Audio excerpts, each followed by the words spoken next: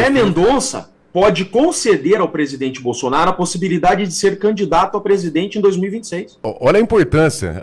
Nas mãos do ministro André Mendonça está esse processo da trama golpista e a eleição do presidente Bolsonaro. Estendendo esse processo, então, Bolsonaro não estaria condenado. Nós teríamos o ano que vem, no Tribunal Superior Eleitoral, Cássio na presidência Nunes Marques e na vice-presidência André Mendonça. Então ele tem a possibilidade de ser o Alexandre de Moraes no plenário, ou seja, ser o relator dos recursos quando chegar no plenário e ele ser o relator do final da trama golpista. O André Mendonça tem a possibilidade de ser o salvador do Brasil. Essa é a verdade. Reviravolta em Brasília e julgamento de Jair Bolsonaro nas mãos de André Mendonça para definir de vez o futuro do Brasil. Por essa, quem esperava, pessoal? Olha só que excelente notícia que temos para trazer aqui. Jair Bolsonaro pode ser salvo por ninguém mais e ninguém menos do que André Mendonça, aquele juiz que ele mesmo indicou e que se diz terrivelmente evangélico. Nós vamos mostrar isso aqui. Quem vai trazer para nós essa matéria em detalhes, essa excelente notícia, é o advogado Jeffrey Chicchini, que também está advogando ali nesse julgamento junto a Moraes e a primeira turma do STF. Antes disso, pessoal, dá um like nesse vídeo e se inscreva aqui no canal. Se você quer ter outras boas notícias como essa, se inscreva aqui no canal agora.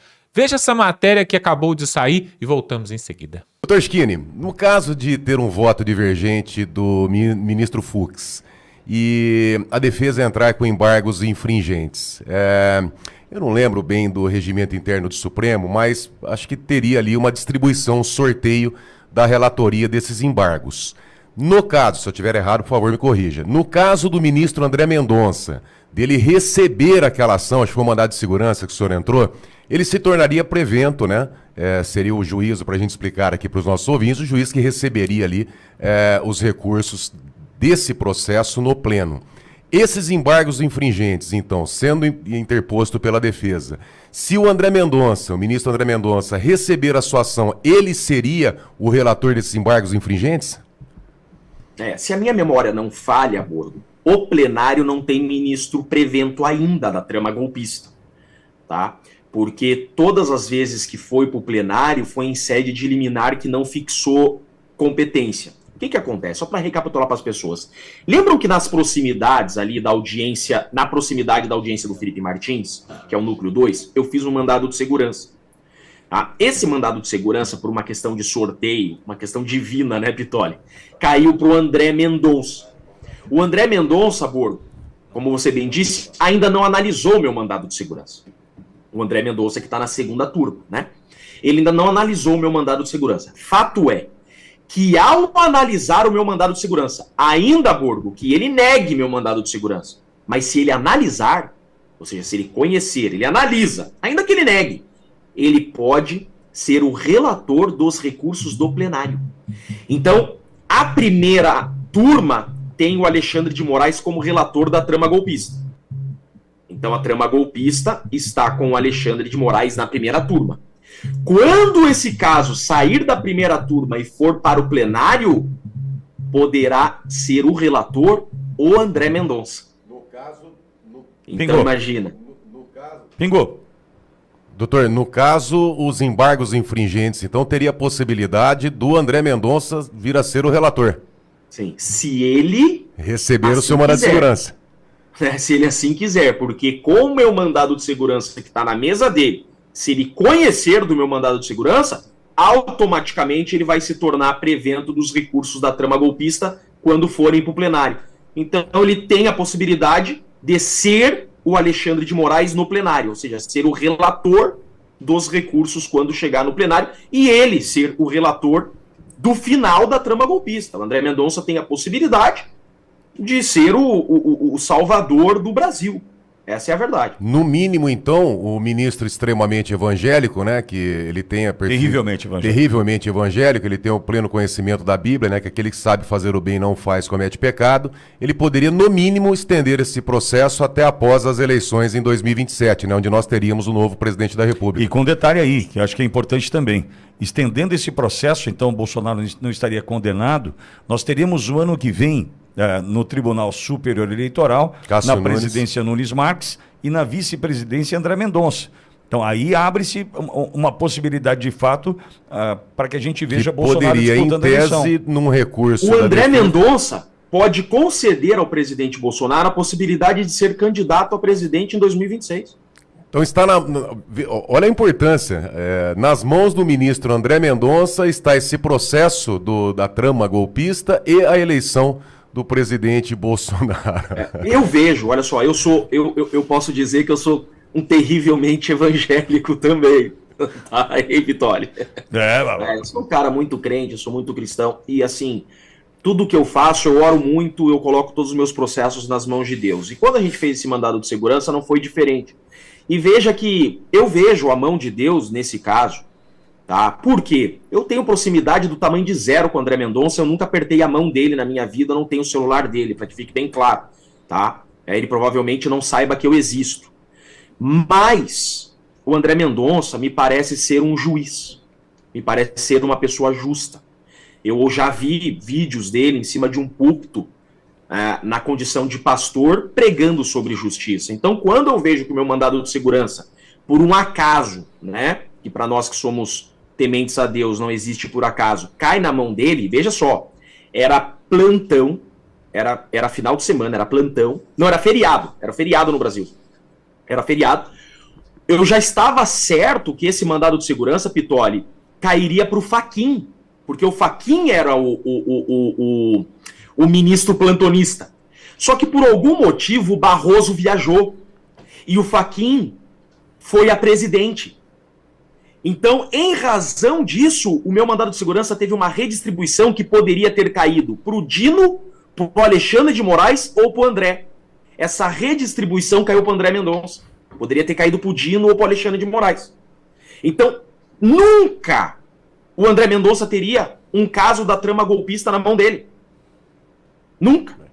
Agora, com esse meu mandado de segurança na mão dele, se ele conhecer do meu MS, ele se torna relator. Agora, Vitória, eu vou abrir um bastidor aqui para vocês, tá? Que fique bem claro. O meu contato com o André Mendonça é tamanho de zero. Eu sequer pedi reunião e agenda com ele. Não pedi nem para despachar com ele. Tá? Não mandei e-mail pro gabinete, nada. Porque eu, como advogado, eu tenho essa possibilidade de pedir para conversar com ele. E ele tem que me receber. Então, se eu ligar no gabinete, eu na condição de advogado do caso, eu quero falar com o ministro, ele tem que, pelo estatuto da OAB, me receber. Mas, por respeito a ele, eu não estou botando pressão. Mas, Pitoli, não são poucas as pessoas que já vieram falar comigo, Chiquini, não pressione o André Mendonça nas redes sociais, não pressione o André Mendonça. Já recebi inúmeros recados, inúmeras ligações de pessoas pedindo para eu não pressionar. Eu não estou pressionando. Eu estou dizendo que um agente público está diante do processo mais nulo da história do Brasil e o mínimo que eu, na condição de advogado, professor de processo penal e cidadão, espero é que um juiz aplique corretamente a lei. Ficou bem claro, né, Pitoli? Nos dá esperança, né, doutor? Porque um homem que deixa claro ali que não está contaminado por esse processo de perseguição e um homem que é cristão, né, que é temente a Deus, só dele fazer a justiça, ele não tem que fazer nada para um lado ou para o outro, é seguir a justiça. Exatamente, por isso que eu não isso nos traz esperança. É fazer justiça, é aplicar a lei. Agora, Chiquinho, eu queria ir para um outro assunto contigo. O áudio ontem do Ayrton Vieira.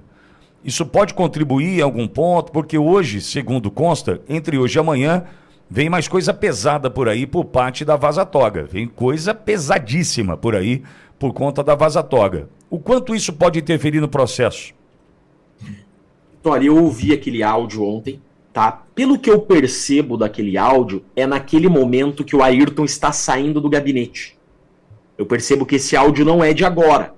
Tá? Sim. Esse áudio me parece que ele se remete àquele momento da audiência de custódia, lembra? Sim. Que ele manda uma mensaginha, estou saindo. Porque, veja, o Ayrton, quem é Ayrton? Ele é um juiz de carreira. Tá? Ele é um juiz que fez concurso público, Pitório. Tá? Provavelmente ele é um desembargador federal, provavelmente de algum TRF aí. Tá? Não fui pesquisar, mas deve ser um juiz federal, de carreira. Então, veja, ele diz assim, cara, eu não tô aguentando a pressão. Eu tô com um caso na minha frente que é para eu aplicar a Constituição, o ministro fala para eu não aplicar a Constituição. Eu tenho que aplicar a lei, porque eu sou juiz, o ministro manda eu não aplicar a lei. É nítido que ele espanou, porque ele sabe que a lei estava sendo desvirtuada, que a Constituição estava sendo desvirtuada. Então é nítido. Agora, esse áudio vai trazer reflexos, Vitória? Muitos, né? Você tem um juiz que participou de audiências, que despachou, dizendo que não tem sanidade mental. Ele falou, estou sem rigidez mental, ou seja, o juiz está julgando a vida de pessoas sem rigidez mental. Pressionar, porque ele é auxiliar ali. Ele é um estagiário. Ele é um estagiário ali, ele faz o que o ministro manda. Embora um juiz de carreira, ele está ali para fazer o que o ministro manda. E é nítido do áudio dele que ele fez coisas que ele, na condição de juiz de carreira, não queria e não deveria ter feito, Pitório. Bom, e diante disso, é só aguardar o que vem pela frente e a gente vendo cada vez mais um processo ruir, né? Ruindo. E vem coisa feia. Veja a última fala do Alexandre de Moraes. Ele disse, entre erros e acertos, estamos julgando. Ou seja, já sabe que tá vindo coisa ruim. Tem até um buchicho, vou até falar para vocês aqui, tem um bastidor que vai surgir imagem do 8 de janeiro, hein? Parece que imagens que desapareceram, né, aparecerão, Pitória. Imagina só, hein? Imagens do 8 de janeiro aparecerão. Doutor Skinny, a nossa honrosa Polícia Federal, que o povo tanto aplaudiu no passado, hoje parece que está investigando receita de omelete. O senhor viu isso aí na internet? Acho que quebrando um ovo lá do Alexandre. Macumba, Tem um vídeo na internet, que eu achei que fosse meme, doutor. Mas parece que é verdade, né? Tem um vídeo na internet com um ovo, assim, uma cabeça, um ovo.